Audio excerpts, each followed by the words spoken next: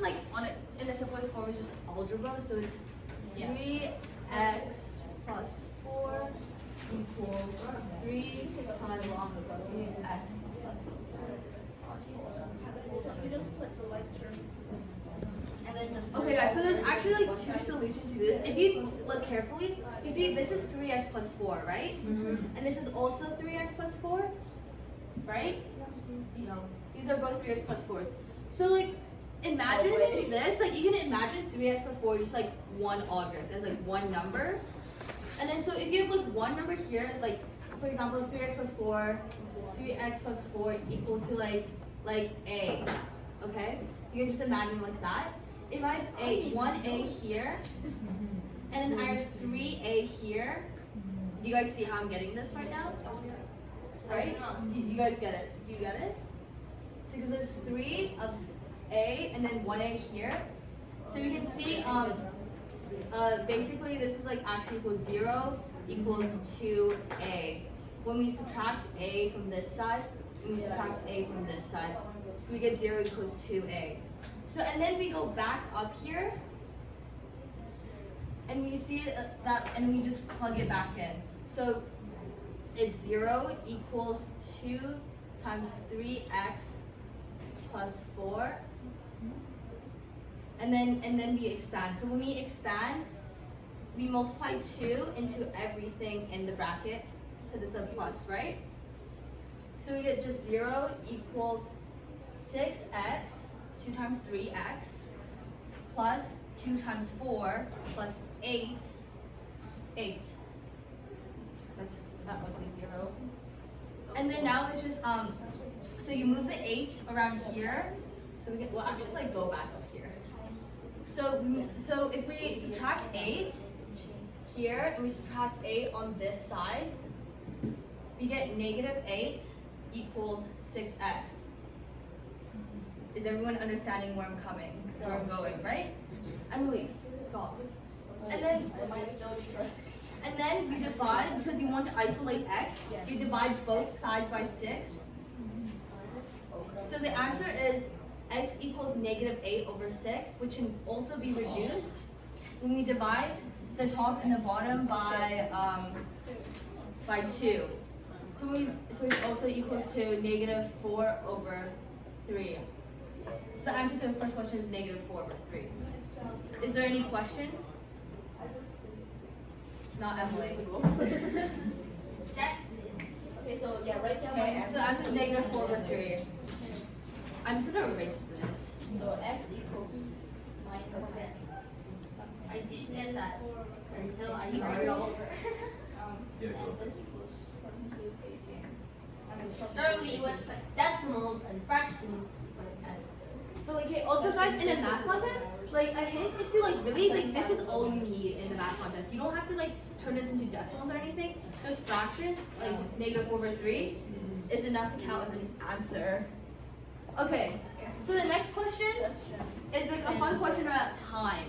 So Jack, Jaden, so right now it's 5:30. Right now it's 5:30 in the morning. I don't know, maybe we should stand here. Right now it's 5:30 in the morning, okay? So, he has to leave for school at 7:30. Does anyone know how much time it is between these two? How much time is it? How much time? 120 minutes? So this is 120 minutes. So do we all agree that Jaden has 120 minutes to follow his strict schedule? Right? Jaden has this many minutes to spend. So, and then we continue to look at the problem. We see he plans to eat for 12 minutes. And then he brushes his teeth for 3 minutes. Now we're just adding how long it takes for his entire schedule to happen. So 3 minutes, and he showers for 8 minutes. When we add this all up, what is it equal to? Who wants to tell me what this equals to? 10. 23? So Jaden wants to find how much time he can spend on math, right? on practicing for math. So if he's used 23 minutes to brush his teeth, shower, and eat. So you would take 120 minutes, which is the total time he gets for this, and you subtract by 23 minutes, and then this would, who wants to tell me what this equals to? How much time does Jenny gonna do math for? 2. So 97 minutes. Yeah. So you basically, so that means he gets 97 minutes to practice math. Is there any questions? No? Okay.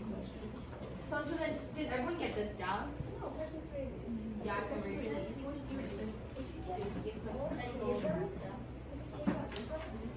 There's a lot of fun for like the algebra math. So this one's actually really, so basically I have a bag, and this is what's in my bag. In my bag, I have 3 red balls. Okay, actually I'm not gonna draw circles. I'm gonna just draw. I have 3 red balls. I have 3 blue balls. And I have 4 yellow balls.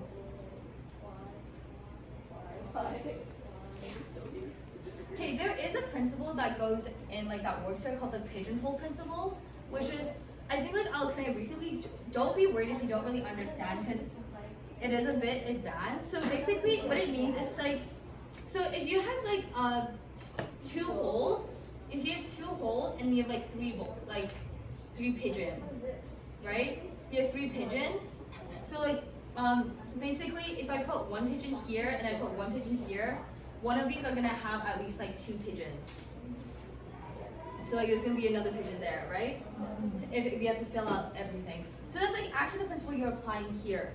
So so how many balls does John have to take out to ensure that he has a pair of the same color balls? So basically we have to find the minimum number of balls that we have to take out so that John will have 2 of the same color. So you can either have 2 red, 2 blue, or 2 yellow.